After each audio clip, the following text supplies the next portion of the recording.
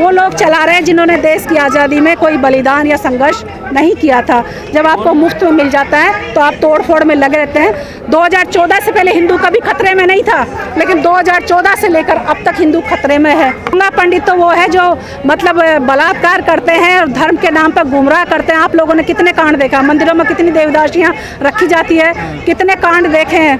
और आज भी जो साधु संत है वो कितने कांड, आप मीडिया वाले हैं, आप लोगों को तो अच्छे। राम रहीम तो बड़ा संस्कारी है ना, आसाराम भी संस्कारी था, वो भी राम के भजन गाता है, आपको संस्कार देता है। लेकिन वो कितने लोगों का जीवन बर्बाद किया और बर्बाद करके उन लोगों को मार काट के कैसे गायब कर देते हैं। वो लोग आज जेलों में क्यों हैं? गाय के नाम पे, गोबर के नाम पे, भावनाओं के नाम पे कितने लोगों को सरेआम मारा गया। 2014 से पहले कभी कोई कांड देखा आप लोगों ने ऐसा? ये वो कौम है जो अपनी मेहनत से खाती है। देखिए ये इसमें कोई पंडा पुजारी नहीं है जो भीख से खाता होगा, ये सब मेहनत करने वाले लोग हैं। इनकी शक्लों से देखिए कितनी मेहनत करते होंगे। उसी राम को पनाह देने वाले ये आदिवासी हैं। जब आपके राम को उनके बाप दादाओं ने घर से निकाल दिया था तो इन्हीं लोगों ने पनाह दी थी, इन्हीं के जंगलों में जाके वो बसे थे। आदिवासियों के जितने भी संगठन हैं वो संगठित होकर अपनी पहचान के लिए ट्राइबल कॉलम की डिमांड कर रहे हैं। जैसे हिंदू, मुस्लिम, सिख, ईसाई, जैन, बौद्ध, सबके पास अपना जनगणना कॉलम है, लेकिन हमारे पास कोई जनगणना कॉलम नहीं है। आप लोगों ने अभी तक फॉर्म भरे हैं स्कूल में, कॉलेज में या सर्विस का फॉर्म, तो फॉर्म भरने के साथ आपकी पूरी आइडेंटिटी उसमें ली जाती है और उसके साथ आपका रिलीजन पूछा जाता है। तो आपने कभी आदिवासी कॉलम देखा उसमें? नहीं देखा ना।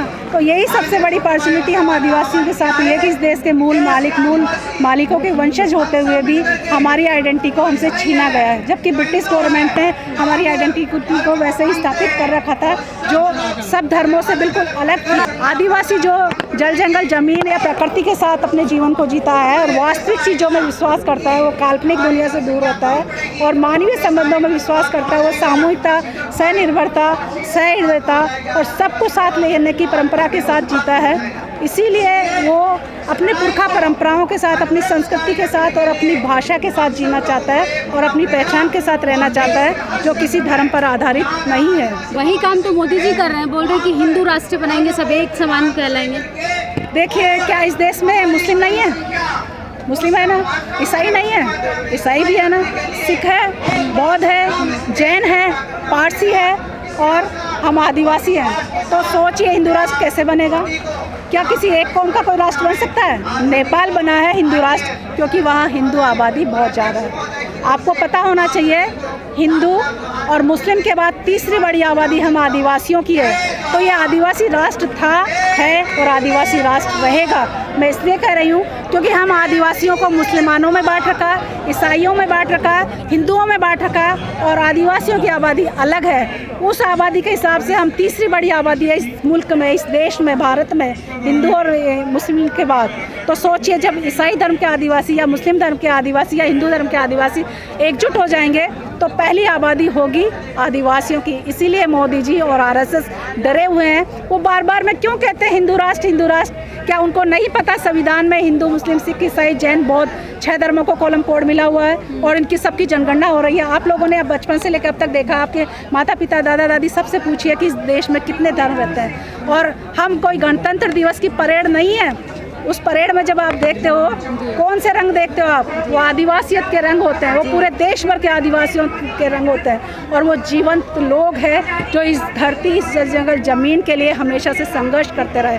1857 के संग्राम से पहले 250 साल पहले से वो संघर्ष करते रहे हैं और आज भी संघर्ष कर रहे हैं। आपने बेलाडीला कांड देखा, आपने डुमारी पहाड़ कांड देखा, अभी स्टैचू ऑफ लिबर्टी का जो मैंने उदाहरण दिया है, कितने आदिवासियों को विस्थापित किया गया। जितने भी प्रोजेक्ट बनते हैं, जितनी भी सेंचुरियाँ बनती है, जितने भी बड़े बड़े औद्योगिक कल कारखाने आदिवासी क्षेत्रों में ही बनते हैं और आदिवासियों की तबाही पे ही बनाए जाते हैं। क्यों? ताकि उनको बर्बाद किया जाए, उनका विस्थापन किया जाए, उनकी भाषा, संस्कृति, उनके साहित्य से उनको दूर किया जाए। कभी मोदी जी ने कहा है कि आदिवासियों ने इतना बलिदान दिया है तो उनके लिए कुछ किया जाना चाहिए? इतने बड़े बड़े स्टैचू लगा रखे हैं। मैंने उदाहरण दिया, शंकराचार्य का दिया, हनुमान जी का दिया, राम जी का दिया। उन्होंने देश की आज़ादी में कोई योगदान दिया था क्या? या कोई योगदान रहा है किसी भी प्रकार का? आप खुद अपने दिल पे हाथ रख के देखिए कि ऐसे स्टैचू का कोई योगदान सीमा पे रहा, सीमा के अंदर रहा, बीमारियों में रहा है, रोजगार में रहा है, या शिक्षा में रहा है, या स्वास्थ्य के लिए रहा है। तो मैं सैल्यूट करूंगी उनको कि वो ऐसी चीज़ें बना रहे हैं ताकि जनता को प्रेरणा मिले। कितना समझ पाएंगे? आपको तो नक्सली घोषित कर दिया सरकार ने और मीडिया ने। देखिए, घोषित करने से कुछ नहीं होगा। हकीकत तो ये है कि जो ये बोल रहे हैं ये खुद घुसपैठी हैं भारत में, ये खुद आक्रमणकारी है। सिंधु घाटी सभ्यता को बर्बाद करने वाली यही कौम है, यही लुटेरी कौम है जो आज देश पर राज कर रही है। आप लोगों ने सावरकर के माफ़ी पत्र, आपने बहुत सारे लेटर, आप मीडिया कर्मी हैं, आप लोगों ने लेटर देखे होंगे।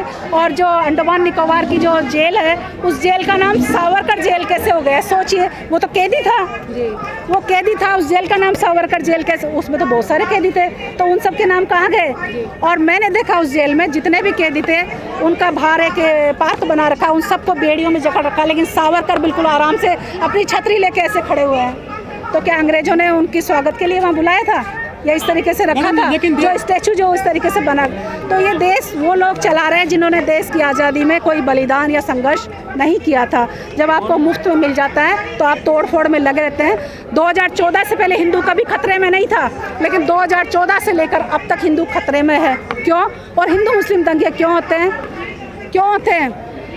अभी जो जयंतियाँ मनाई गई है, कितने पूरे देश भर में दंगे हुए, तो क्या ऐसी जयंतियाँ मनाना वाजिब है? गाय के नाम पे, गोबर के नाम पे, भावनाओं के नाम पे कितने लोगों को सरेआम मारा गया। 2014 से पहले कभी कोई कांड देखा आप लोगों ने? ऐसा आप तो मीडिया कर्मी हैं, आप तो रूबरू हैं, आप तो जाके वहाँ रिपोर्टिंग करते हैं एट ए स्पॉट पे, तो आप लोगों से बेहतर कौन जा सकता है? जितने अपराध हो रहे हैं आप लोगों ने देखा। कोरोना के बाद 2 साल पहले दिल्ली में दंगे हुए थे, उज्ज्वला गैस सिलेंडर लगा लगा के दिल्ली को उड़ाया गया था। तब ये मोदी जी कहाँ चले गए थे, ये प्रशासन कहाँ चला गया था?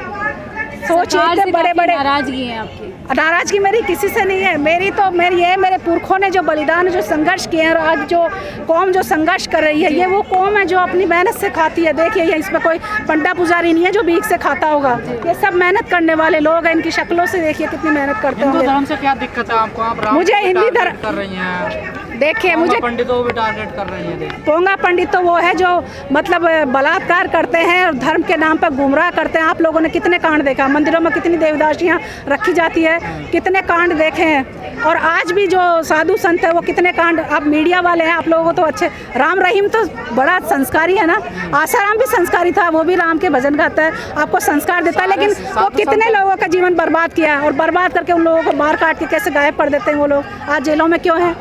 राम रहीम कैसे छूट गया? क्यों जेल में गया था? ये संस्कारी रोग ही तो हैं जो पूरे समाज को अफीम चटाकर खुद उनको शोषण कर रहे हैं, और ये राजनेताओं को पाल कर रखते हैं ताकि उनका वोट बैंक तैयार रहे हमेशा। एक आखिरी बात, हमारे दर्शकों को क्या कहना चाहिए?